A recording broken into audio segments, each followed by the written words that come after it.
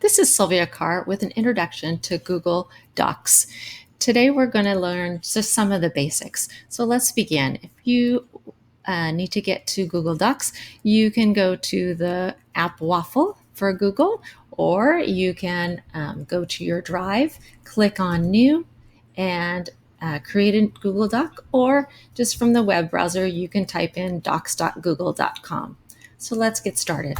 So you add a new document by clicking on the plus sign.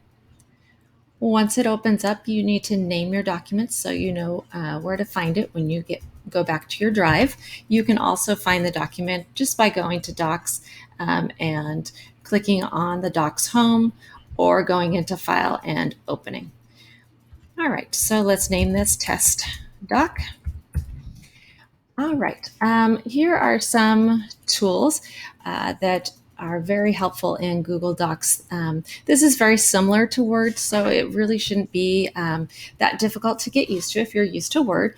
But the cool thing is about it that students are able to get on the same document and collaborate with each other and add in things, and you are able to go in at the same time as well. So if they have once let's get back into the document. Once they have added some text, then you'll see that this little button, the add comment, comes up. So you can go into the document and add comments as you go along. You can also click into editing mode and edit the document directly. You can put in suggestions or view it just for the final document. Here's another place where you can open up the comments thread. You can send them notifications and click on the comment, and you'll see that your name is put in. Once you put in, you might say, this needs punctuation. And then once you click in the comment, it'll post it, and then the student will see a highlighted area where they're going to need to put in some punctuation. This is great for my second graders. It helps them to realize where they need punctuation. And some of the other features is you can add a link in there. They can add a link. Just like a Word document, you can change the text to be a heading, a subtitle. You can change the fonts.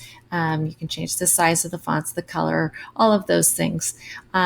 You can add a table. Here you would insert tables, and you can do as many columns and rows as you would like.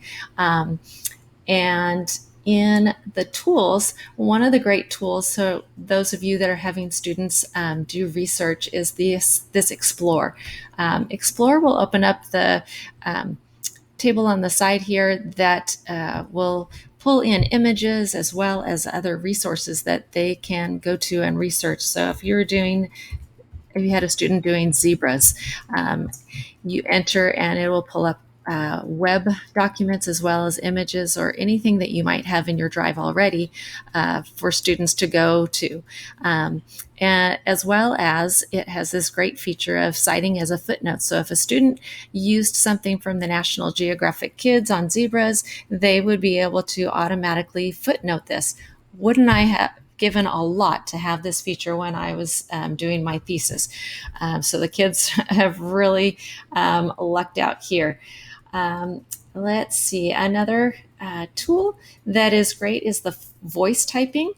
Students can voice type, as well as you can have the document translated for parents, or if they're typing it in Spanish, it can be translated for yourself as well.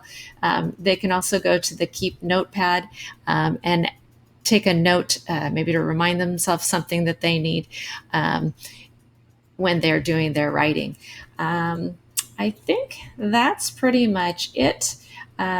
This is the great back arrow. So if students lost their text that they've done, they can usually use this back arrow and get back to what they had done. And if they can't, then frequently you can go back into the see revision history and open that up. And you can see along the side here, if you click on some revision history, then you can go back to what was originally there, and you can see what the